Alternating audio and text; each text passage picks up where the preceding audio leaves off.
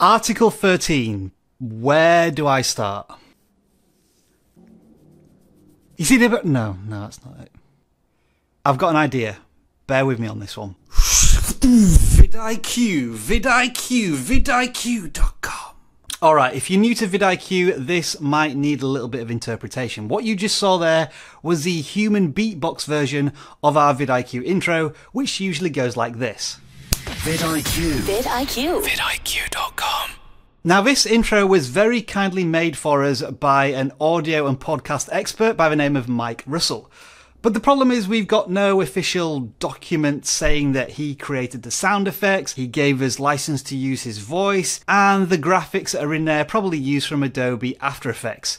Essentially, who has copyright on that intro without proof? You may also be wondering why I'm filming with such a basic setup, with annoying stuff on the wall. Well, if we take a look at this, well then we've got all sorts of stuff going on in the background. Let's see. Batman, Iron Man, that orange robot thing over there. No idea who that is, actually. WWE titles just off of shot. We have Spider-Man, Shredder, a YouTube subscribe pillow, and get this. Nintendo question mark block from Super Mario. What I'm going to do here, this is video gaming blasphemy.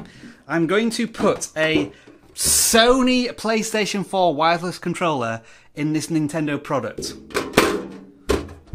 Shigeru Miyamoto is going to be livid. Now, I didn't ask for permission from any of the companies who make and license these products to put them in my videos, let alone what I just did with them. But does Article 13 change all of that? Now, I am barely just starting to understand this myself, and I am by far a copyright expert, so I have no idea if I actually infringed on anything there. So we have to take YouTube's word on Article 13, which reads like this. With Article 13 as currently written, copyright matching tools like Content ID wouldn't help platforms such as YouTube to keep content on the platform.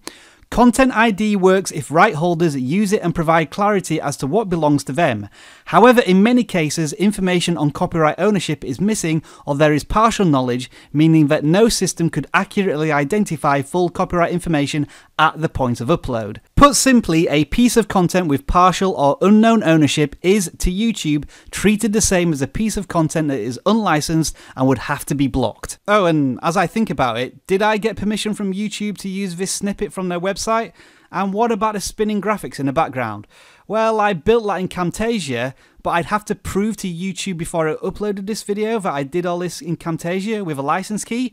Come on. Article 13 is complicated, there's no disputing that. It's also scary. Think about the Logan Paul controversy, Adpocalypse, the new YouTube monetization requirements. On the vidIQ scarometer, they were about this big. Article 13 is this big.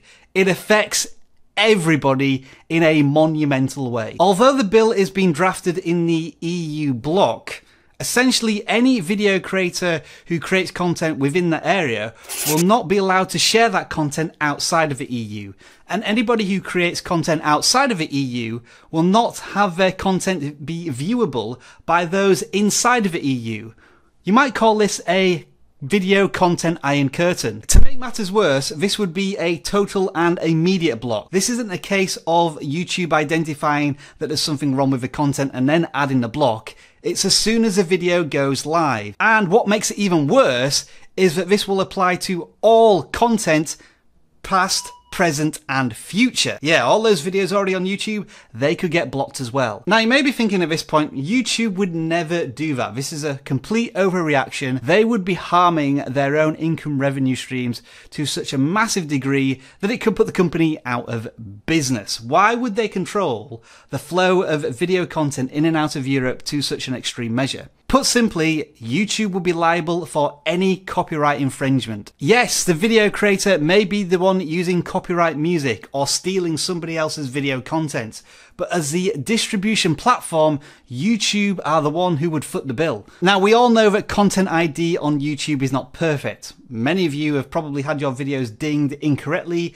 with copyright music claims and duplication. Imagine the chaos there would be on the platform if YouTube had to analyze every single pixel, every single bit of sound on every single second of YouTube video content uploaded in Europe, it's just not going to work. And for those of you thinking, good, this is revenge against YouTube for demonetizing my channel or making it so hard to meet the requirements, this isn't just a YouTube thing, this is an internet thing. You cannot escape Article 13. Let's take a step back for a second now. This isn't a bill against YouTube. Article 13 is designed in principle to protect the rights of creative artists, to give them more power in the protection of their copyright content, and that is definitely a good thing. But what we're seeing here in this digital age is an unintended consequence that's going to affect all sorts of video creators on the internet, whether it be parody content, memes, educational content. All of these things are going to be drastically affected by Article 13 if it's pushed into law as it's currently written. There is a lot more to this bill than just restricting video content in the EU. What I'm trying to do with this video is increase awareness for you, the video creator. It's impossible to say just what the landscape will be on YouTube in 2019, as Article 13 is not yet law. That's why we're talking about it right now. This time last year, net neutrality was a huge topic in the US, and since then, as an outsider, I've not really seen too many changes, and I think there's a lot of opposition, and it's going through a very long process, and it may never happen with my very uneducated point of view. Article 13 directly affects a lot more people and indirectly affects everybody on the planet. The movement that's growing right now is #SaveYourInternet.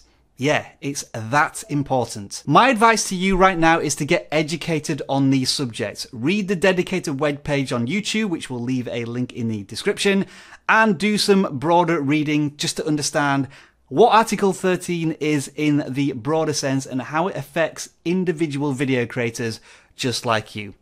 Thank you very much for watching. Enjoy the rest of your video making day, if we still have one this time next year.